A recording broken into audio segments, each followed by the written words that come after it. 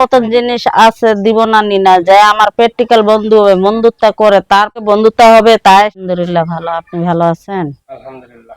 আপনার নামটা বলে আপনি কোন জায়গা থেকে আসছেন বলেন।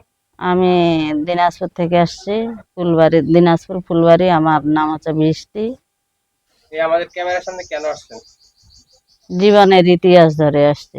আচ্ছা, আপনার এই জীবনের ইতিহাসগুলো আমরা শুনবো, বলেন।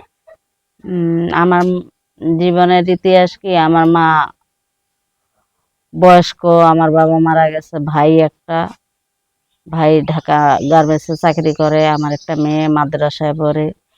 আমার স্বামী ছিল আমার মেয়ে যখন 3 বছর বয়স ডিভোর্স হয়ে গেছে। নেশা খাইতো, সবকিছু করতো, তখন থেকে রাস্তার মধ্যে পড়ে থাকতো, খাওয়া খরচ দিত না, বউ কি খাইলো, মেয়ে কি খাইতেছে, কোনো খোঁজ খবর রাখতো না। ওই জন্য আমার ভাই ডিভোর্স দিয়ে নিচ্ছে। ডিভোর্স কি আপনি দিছেন না উনি দিছে? দোষের মাধ্যমে হয়ে গেছে ও ডিভোর্স। মানে গ্রামে যে হ্যাঁ, মাতব্বর যারা থাকে হ্যাঁ, বাড়ি হ্যাঁ, থেকে হ্যাঁ। এইভাবে এক হুম, জায়গায় বসে হ্যাঁ, তারপর ডিভোর্স হ্যাঁ, দিছে। ডিভোর্স হয়েছে। আচ্ছা, বলেন তারপরে। এখন তো আমার চলার মতো কোনো গতি নাই। এখন মা তো অসুস্থ বিছনায়, আর মেয়ে তো মাদ্রাসা মাস গেলে 3,000 টাকা বেতন দিতে হয়, মাদ্রাসাতে হ্যাজ্জা পড়তেছে। আর বাবা মারা যাওয়ার 10 বছর হয়ে গেল। এখন আমি যে করে খাবো তার মতন আমার ইনকাম নেই। বাসা বাড়িতে যে কাজ করি ওই কাজ দিয়ে মেয়ের বেতনও হয় না, মার ওষুধও হয় না, আমারও খাওয়ানো হয় না, ঘর ভাড়াও দিতে পারি না ঠিক মতো। এই জন্য প্রতিবেদনে আসছি। এখন যদি কেউ আমার কষ্টটা অনুভব করে, সাহায্য সহযোগিতায় হেল্প করে, বন্ধু হিসাবে পাশে নিতে চায়, আমিও পাশে নিব, ওই হিসাবে যদি আসে তাহলে তো আলহামদুলিল্লাহ। তো এই বন্ধু হিসেবে নেয় বলতে কি বোঝাইতে চাইছেন আপনি? বন্ধু হিসেবে শুধু বন্ধুত্বই করবেন নাকি বিয়ে শাদী করবেন? না ভাই, বিয়ে শাদী করবো না।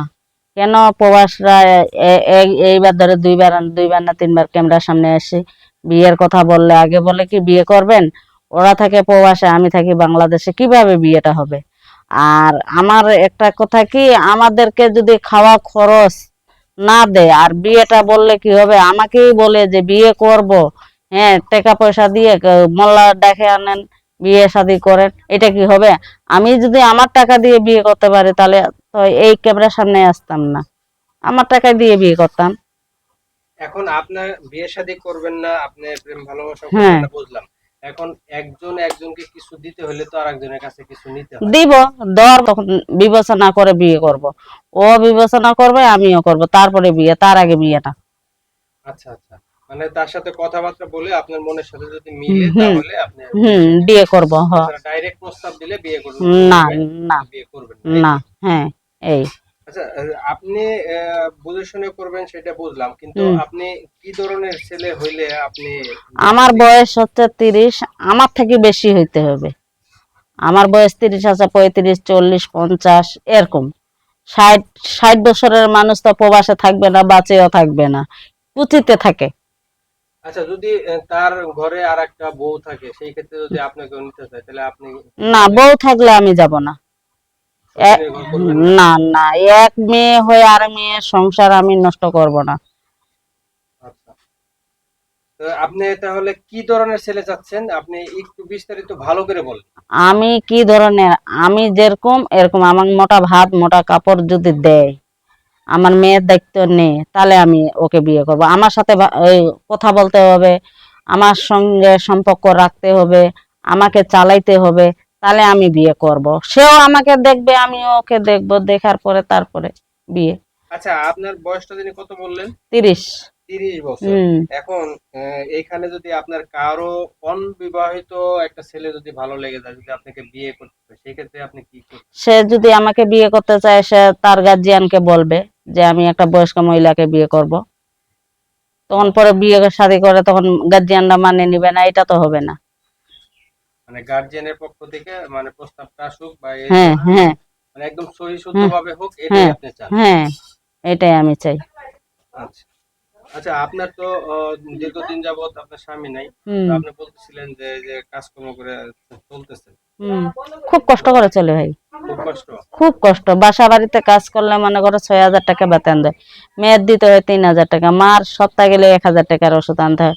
এই জন্য আমি প্রতিবেদনে আইছি, না তো আসতাম না। আচ্ছা, প্রতিবেদনে আসছেন ভালো কথা, প্রতিবেদনে আসলেই যে পাওয়া যাবে এমন তো কোনো কথা নেই। না, যারা মনে করো যারা ভালো লোক, ওরা অবশ্যই সহযোগিতা করে, হেল্প করে। করে না যে তা না, প্রবাসী ভাইরা অনেকটাই হেল্প করে করে।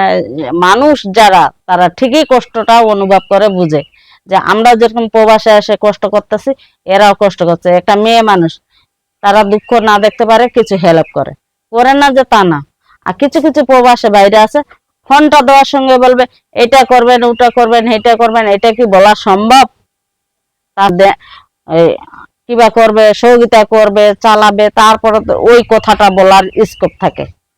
আচ্ছা আচ্ছা, আপনার এই বিস্তারিত এই আপনার জীবনের গল্প শুনে কেউ যদি আপনাকে পছন্দ করে বা আপনার সাথে যোগাযোগ করতে চায়, তাহলে সেক্ষেত্রে কি ব্যবস্থা আপনার সাথে? আমার মোবাইল আছে, মোবাইলে মোবাইল যোগাযোগ করবে। নাম্বারটা কি বলতে